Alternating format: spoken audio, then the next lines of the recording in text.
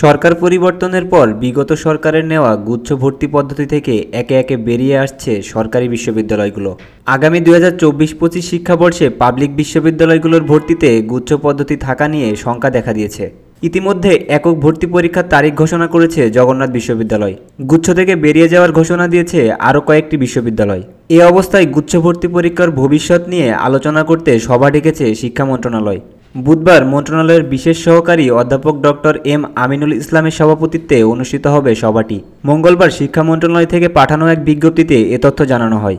বিজ্ঞপ্তিতে বলা হয়, শিক্ষা মন্ত্রণালয়ের মাধ্যমিক ও উচ্চশিক্ষা বিভাগের আওতাধীন অনার্স প্রথম বর্ষের ভর্তি পরীক্ষার জন্য গুচ্ছভুক্ত বিশ্ববিদ্যালয়গুলোর ভর্তি সংক্রান্ত মতবিনিময় সভা 27 নভেম্বর সকাল 10টায় মাধ্যমিক ও উচ্চ মাধ্যমিক বিভাগের সম্মেলন কক্ষে অনুষ্ঠিত হবে। এই সভায় বিশ্ববিদ্যালয়ের উপাচার্যদের ও বিশ্ববিদ্যালয় মঞ্জুরি কমিশনের চেয়ারম্যানের প্রতিনিধি পাঠাতে বলা হয়েছে।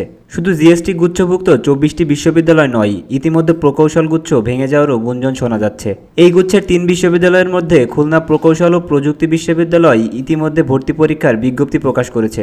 তাছাড়া কৃষিগুচ্ছ থেকে বের হয়ে একক ভর্তি পরীক্ষা আয়োজনের সিদ্ধান্ত নিয়েছে বাংলাদেশ কৃষি বিশ্ববিদ্যালয়। এ বিষয়ে ইতিমধ্যে বিশ্ববিদ্যালয়টির একাডেমিক কাউন্সিলে সিদ্ধান্ত গৃহীত হয়েছে।